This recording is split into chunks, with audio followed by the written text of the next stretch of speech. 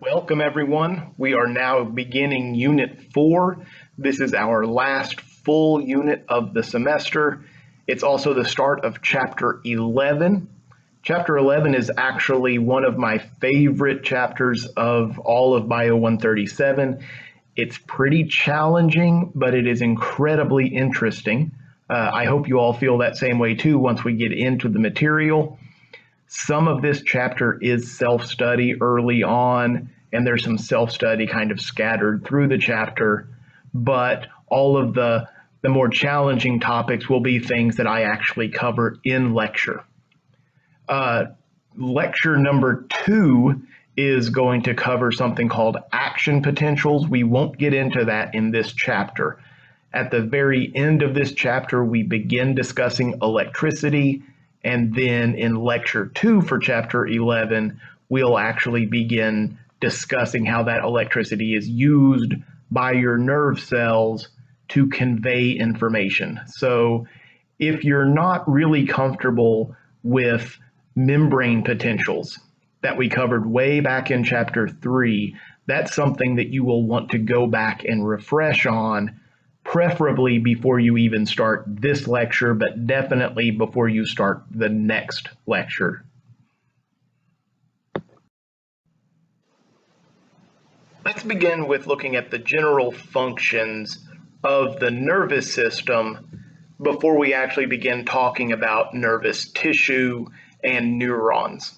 And this should actually be something familiar to you because it's really what we talked about way back on the very first lecture when we talked about feedback loops. So here, when we're talking about the general functions of the nervous system, we talk about sensory input, integration, and motor output. Information about your surroundings or about your body coming to your brain or spine, and then something being done about it. So let's look at the sensory input.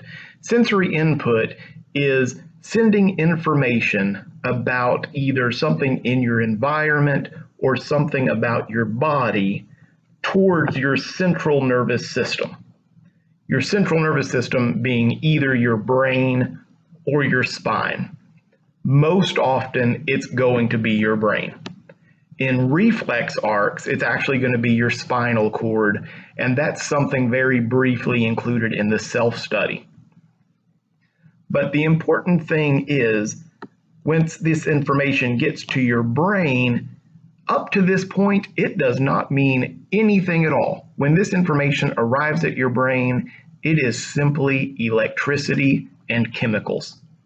For example, in this picture here, we see someone is looking at a glass of water, and their eyes get the light from that glass of water. It stimulates some nerve cells in the back of their eye, and then electrical signals travel along a nerve from their eye to their brain.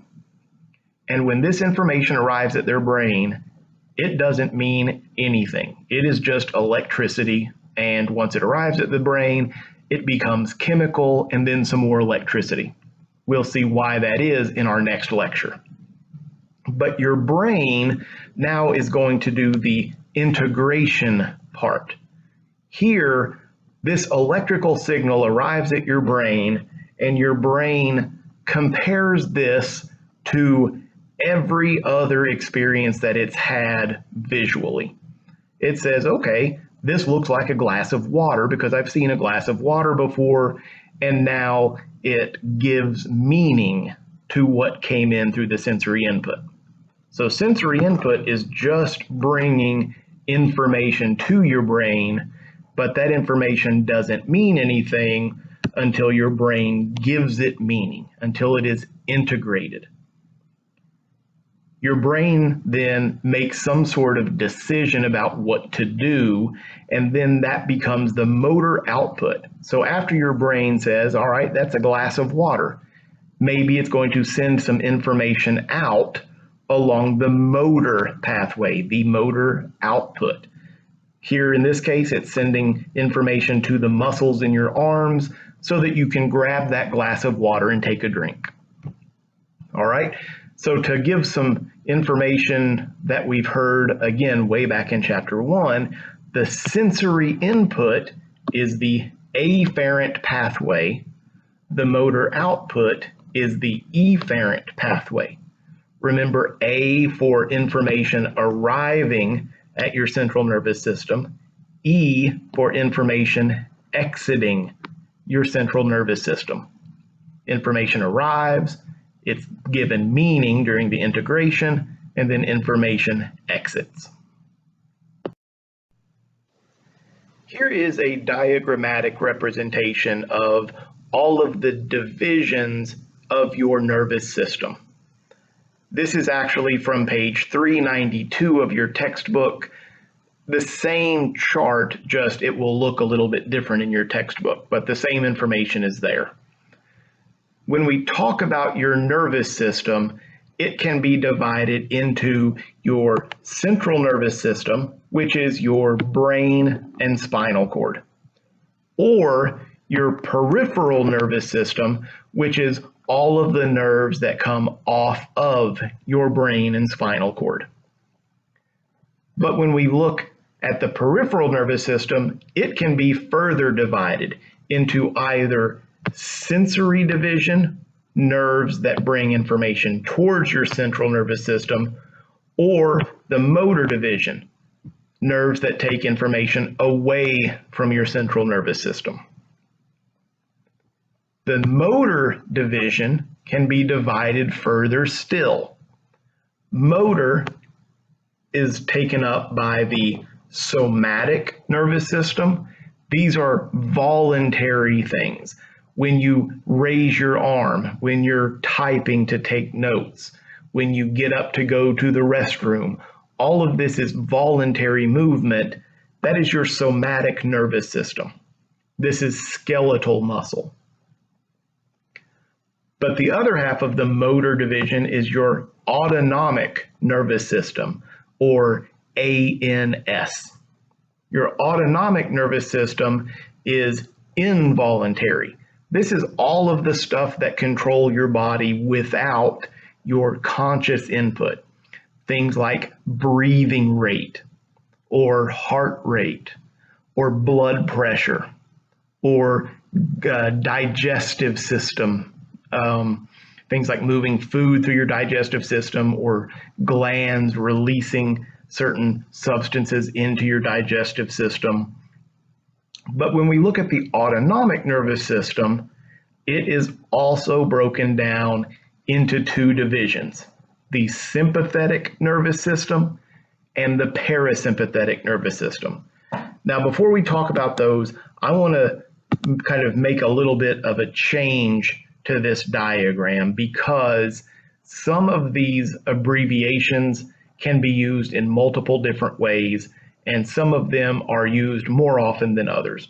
So up here at the top, we see peripheral nervous system is abbreviated PNS. Well, we will never actually see the peripheral nervous system abbreviated PNS, except for maybe in this chapter. But most of the time when we see PNS, and this will be used almost every day when you get to Bio 139, that is actually down here where it stands for parasympathetic nervous system. And sympathetic is SNS. So when we're talking your autonomic nervous system, it's got two halves, the PNS and the SNS. These will be used more often next semester in Bio 139 than anything else you learn this semester. As a matter of fact, our last lecture of the semester is solely devoted to SNS and PNS divisions of your peripheral nervous system. So, what are the SNS and the PNS? First, one of these is always in control and one of them is always kind of turned off. When one turns on, the other turns off, and then later the other will turn on while the first turns off. These are the things that keep all of your body processes running without you having to think about it. So PNS is often summed up as rest and digest, relax and reproduce. Rest and digest, relax and reproduce.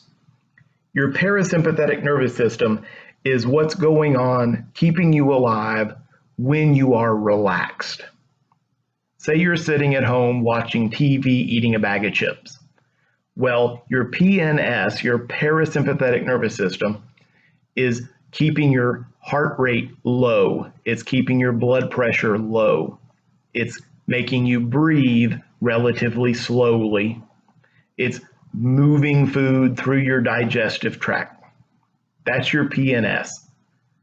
But now let's say someone kicks your front door in and starts yelling at you. Suddenly you're not so relaxed anymore. Your PNS turns off and your SNS, your sympathetic nervous system, is activated. Sympathetic nervous system is your fight or flight response. This is what takes over when you are under some sort of stress. Now, as I just said, someone kicks in your front door and starts yelling at you, but it doesn't necessarily have to be that strong of a stimulus. It could just be you're under a lot of stress. Finals are coming up. It could be your blood pressure dropped and your body's trying to raise it back up. So your sympathetic nervous system is that's what takes over when there is some sort of stress. This does things like increase your heart rate, increase your blood pressure. It does things like make you breathe faster. But it's also going to do things like turn off or turn down your digestive functions because you're not so concerned with digesting food when you are in some sort of life or death situation.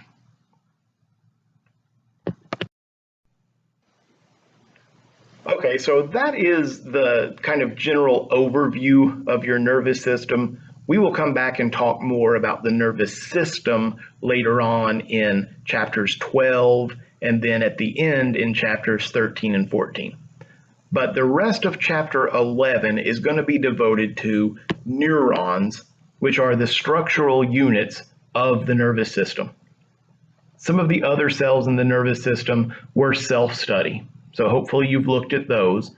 But the neuron is what is electrically active. This is what is really the key point that we're going to look at in the nervous system. So neurons, and we see kind of the cartoonized neuron here and a real neuron under magnification here. Special characteristics of neurons include extreme longevity. They live as long as you live. Neurons last your lifetime.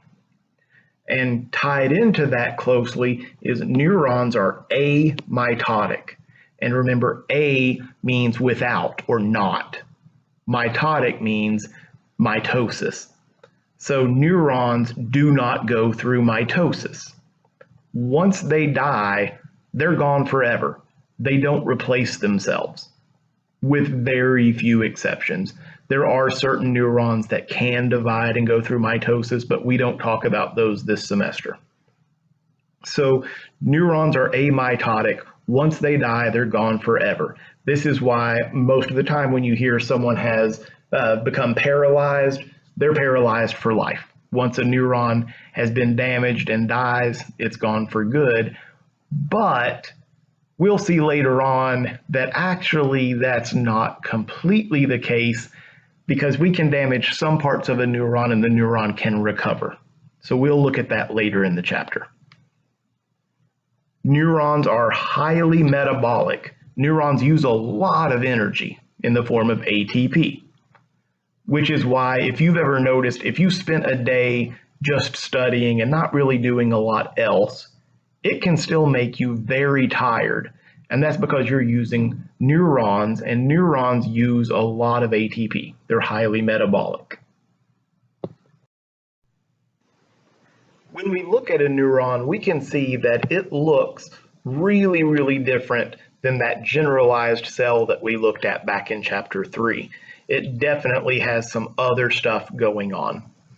When we look at a neuron, This part right here, this kind of enlarged, roughly round or oval-shaped area, that's called the cell body or the soma.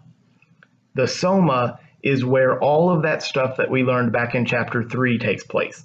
This is where all of the organelles are. Some organelles do extend into other parts of the neuron, but as a general rule, the soma is where all of those things are found.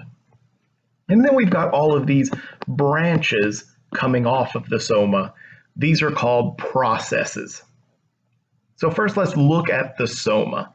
The soma, again, this enlarged portion here, that's where all of the organelles are found, and inside the soma is where we find the nucleus and the cytoplasm.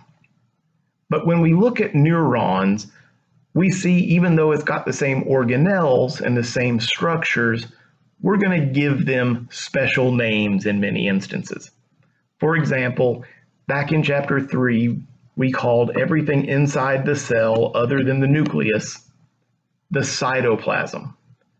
But in a neuron, the cytoplasm is actually called the perikaryon. Peri, around, karyo, nucleus. So the area around the nucleus, the cytoplasm, is the perikaryon when we're talking about a neuron. Next, we saw rough endoplasmic reticulum, which is also called a Nissl body.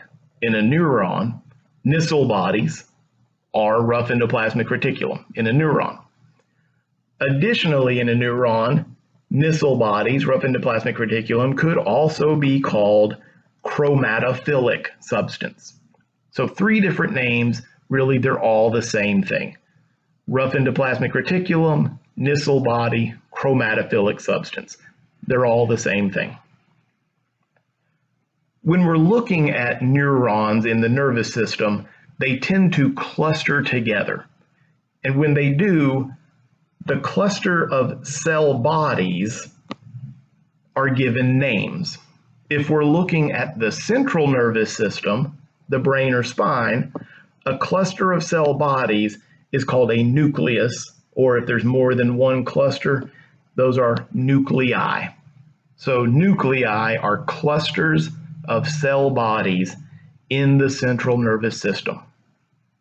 If we have a cluster of cell bodies in the peripheral nervous system, those are called ganglia, or if there's just one cluster, it's a ganglion. Well, let's look at the processes now, all of these branches coming off. Here, these are very modified bits of the plasma membrane with some cytoplasm extending into it.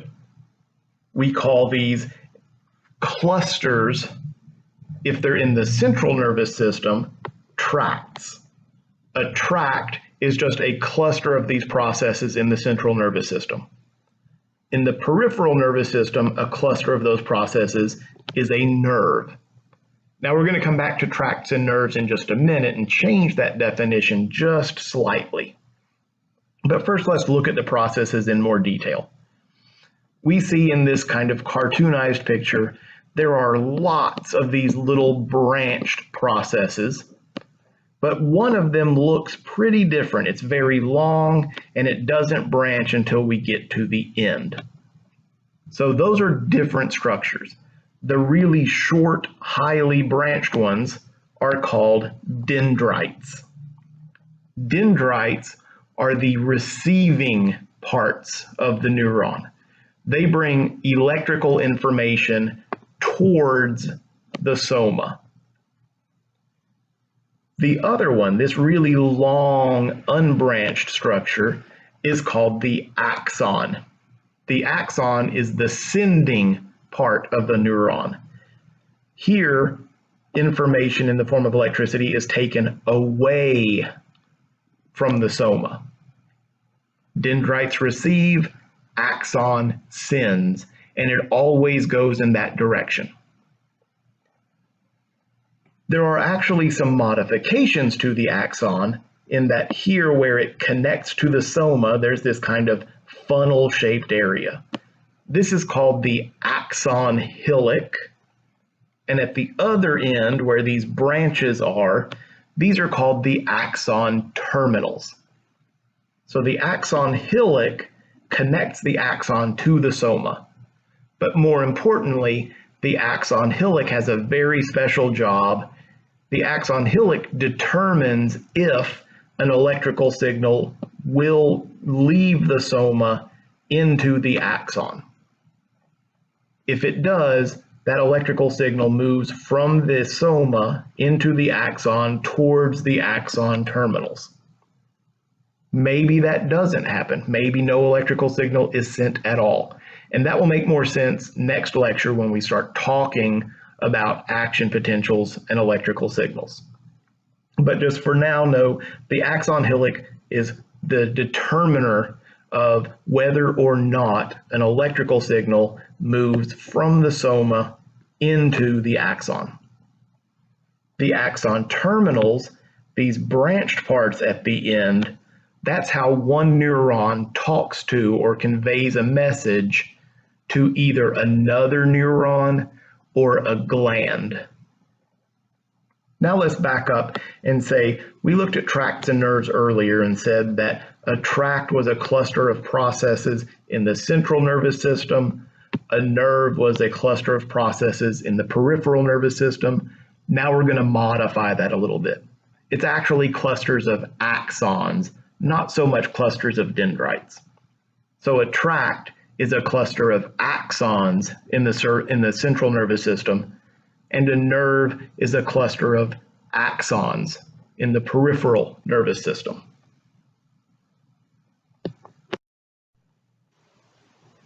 Let's briefly talk about some disorders related to the nervous system.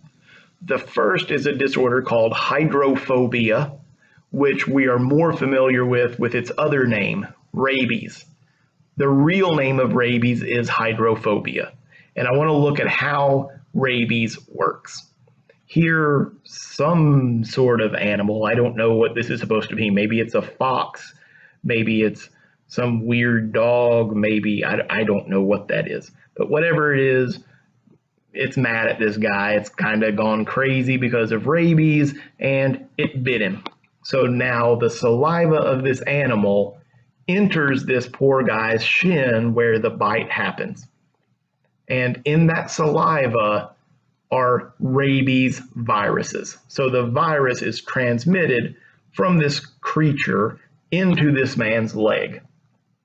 Here, now a timer begins, because here at the bite, that virus is going to stay here for about 2 weeks, replicating in this man's muscle. During this 2 weeks, this man can go get a rabies shot and he's okay. But if he doesn't get that rabies shot within about 2 weeks, then rabies is fatal and there's no cure, there's no treatment. He has about 2 weeks from the time that he's bit until it's too late. So the virus replicates here for about 2 weeks at the bite site, and eventually it moves into this man's neurons and up towards his central nervous system. And once it gets to the brain, that's where it becomes fatal. A few things happen here. First, it begins to cause something called encephalitis, which is a brain infection. It also will start to cause problems in some of the nerves around the brain.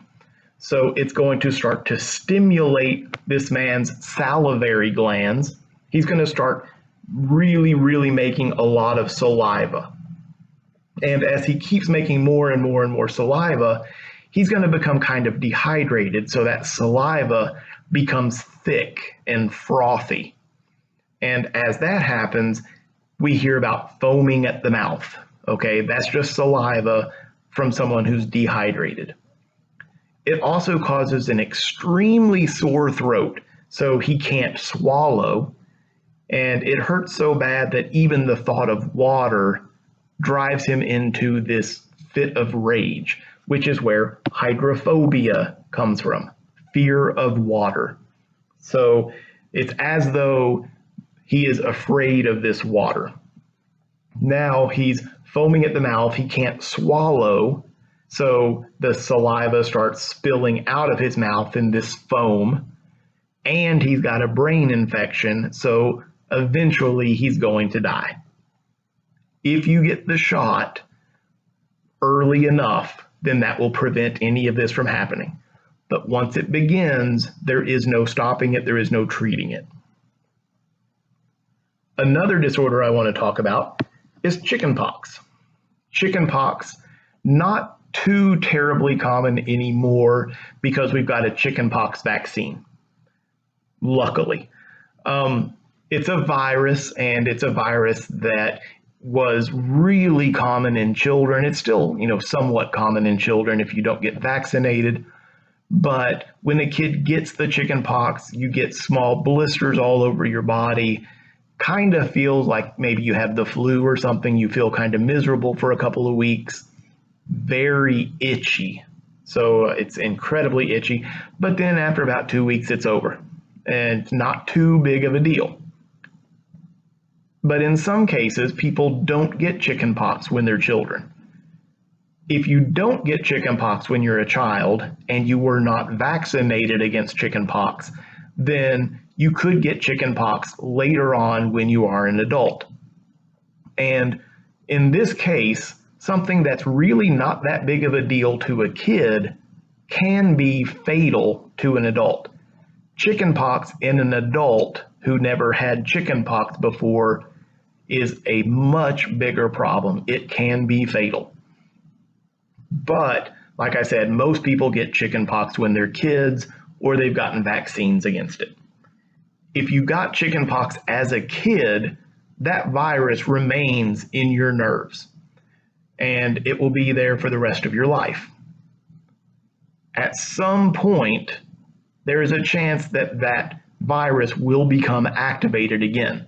And the longer it's been since you've had chickenpox, the more likely it is that that virus will reactivate. You don't get chickenpox again. If you've had chickenpox once, you don't get chickenpox a second time. In some cases, people have gotten chickenpox a second time if they didn't have chickenpox very much the first time. But as a general rule, you get chickenpox once and that's it. But later in your life, if that chickenpox virus reactivates, it shows up as something completely different. We call this shingles. And shingles does not show up as itchy blisters that make you feel like maybe you have the flu. Shingles actually makes it seem as though you fell into a fire. Your skin looks bright red. I've never had shingles, but people say that it is agony. So much pain that you can't lay down, you can't sit, you can't let clothing touch the affected area. They say that it is miserable. But it is the same virus that had previously caused chickenpox. But there's also a shingles vaccine. So if you've had chickenpox, you can get a shingles vaccine to prevent it from recurring. Now, this is a virus, and it's actually in the same family as the virus that causes herpes. It's not the exact same virus, but it is very similar. Here I want to talk about myelination and the myelin sheath. Some neurons, not all of them, but some neurons have something wrapped around their axons called the myelin sheath, and that's what we see forming here on the right. The myelin sheath is actually a cell. If we're in the peripheral nervous system, it's a Schwann cell. If it's in the central nervous system, it's called an oligodendrocyte, but they are very similar to each other. A Schwann cell bumps up against an axon, and it's only ever axons. It's not the soma, it's not the dendrites. But a Schwann cell bumps up against the axon and kind of gives it a hug. It wraps around it a little bit. But once it has wrapped all the way around, it actually starts to wrap under itself and keeps wrapping and wrapping and wrapping until ultimately it forms something kind of like a cinnamon roll or a jelly roll or something. It just keeps wrapping itself around and around and around that axon until we have many, many layers of cytoplasm from that Schwann cell. And that layered appearance, that wrapping around the axon, is called the myelin sheath. And the result is it insulates electrically that axon. So next lecture, when we start talking about how an axon has electricity traveling down it, if there is myelination there, then it's much faster at sending that electrical signal because it is insulated. So back to our cartoon picture of a neuron. This is showing us a myelinated axon. So these little pillow-looking things, these are pieces of myelin sheath. But we can see that it's not a completely wrapped axon all the way down. What we have is a myelin sheath and then an exposed area of axon, and then myelin sheath and then exposed area of axon.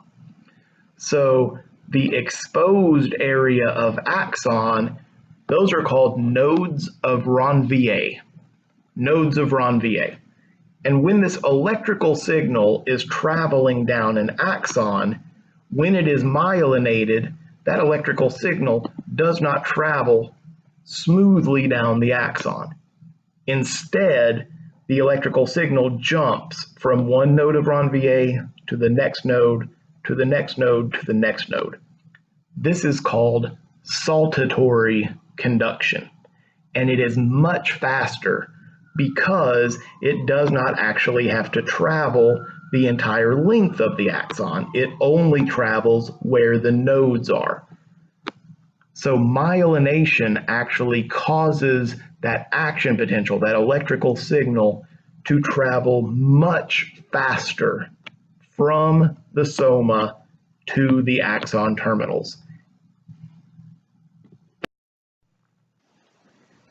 Here we begin talking about electricity, and like I said at the beginning, if you are not comfortable with the material from chapter 3 where we first introduced this information, please go back and review it because we're not going to give all of the details now, but we are going to use that information that we learned back in chapter 3.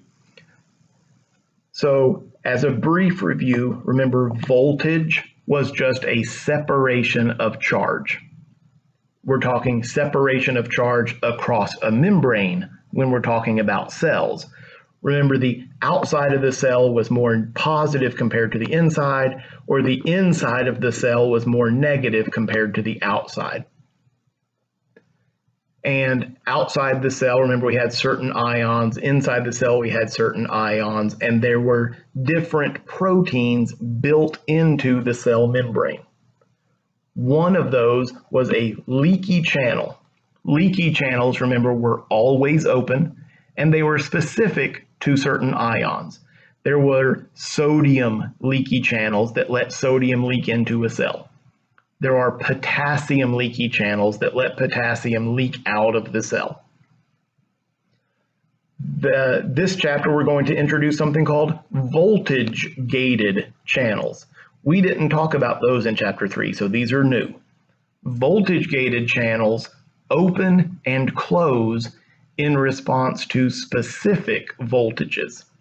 Remember in chapter 3, we said the inside of every cell in your body has a negative inside compared to outside while at rest.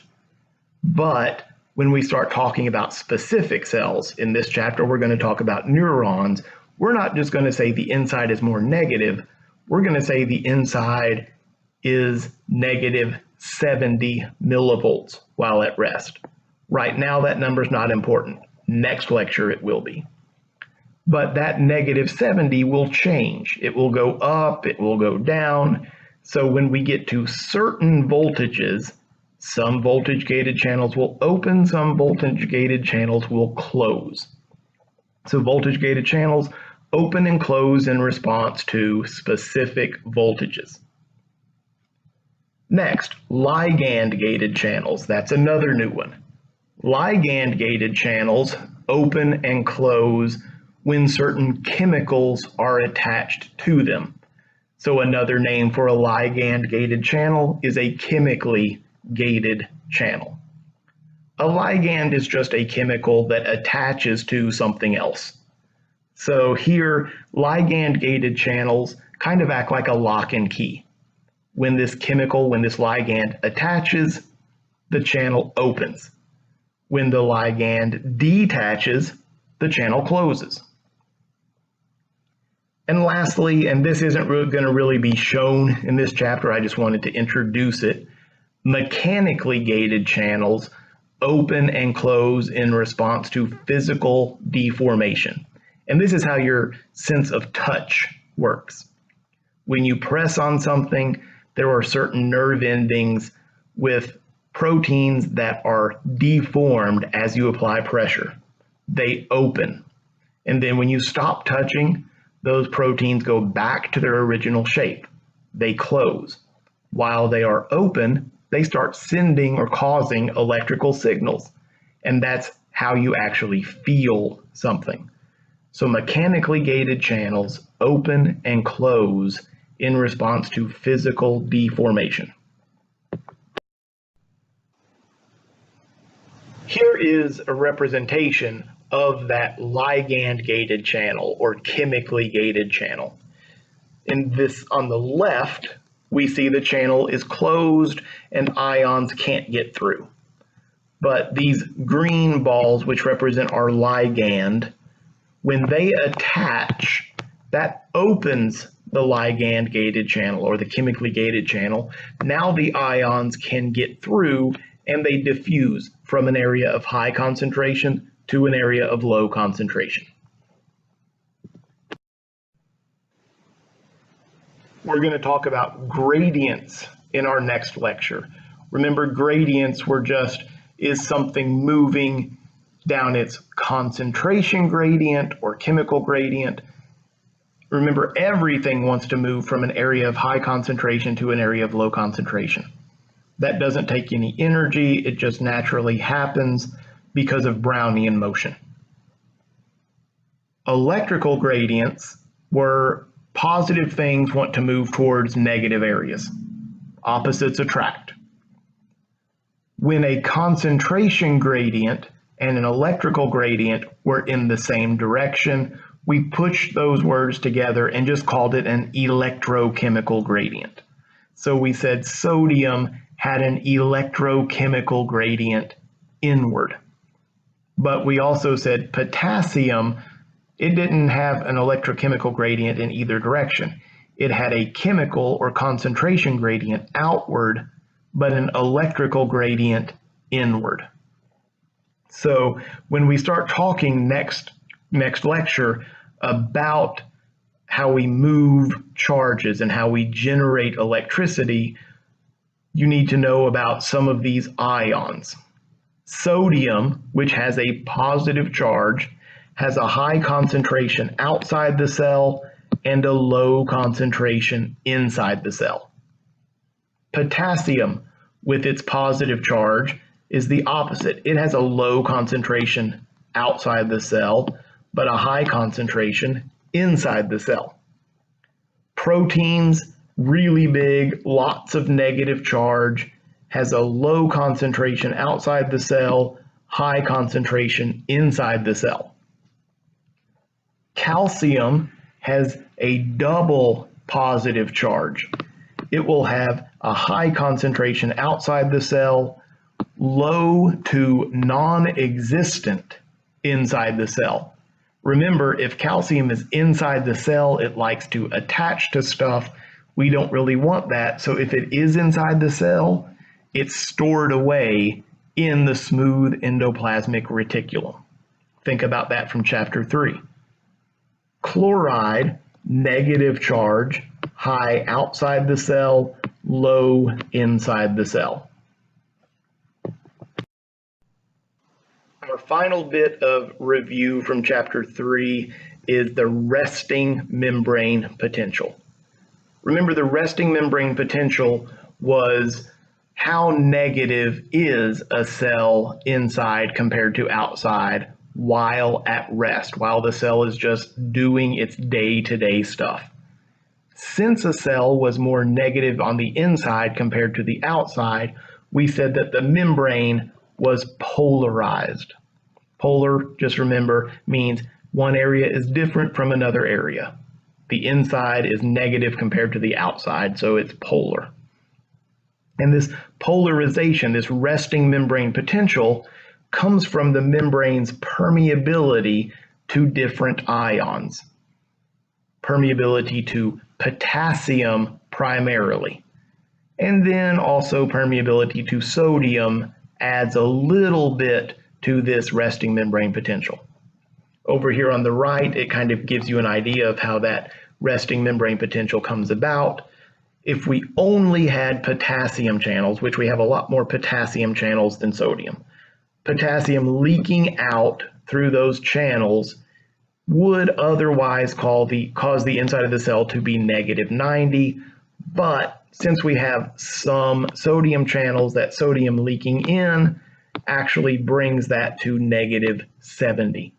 Neurons are -70 millivolts at rest. That will be really important in our next lecture. But if we have potassium constantly leaking out and sodium constantly leaking in, there has to be a way to reset that, to maintain those gradients. And that's what the sodium-potassium pump does. Remember, he takes 3 sodiums and pushes them out, 2 potassiums and pushes them in, and he uses ATP to do that. So the sodium-potassium pump creates and maintains the concentration gradients. The permeability is what establishes the resting membrane potential. If we made the membrane more permeable to one of these ions, well, that would suddenly change the potential. And that's what we're going to be looking at in the next lecture. So our next lecture, we're going to start changing the resting membrane potential and see what results because of that.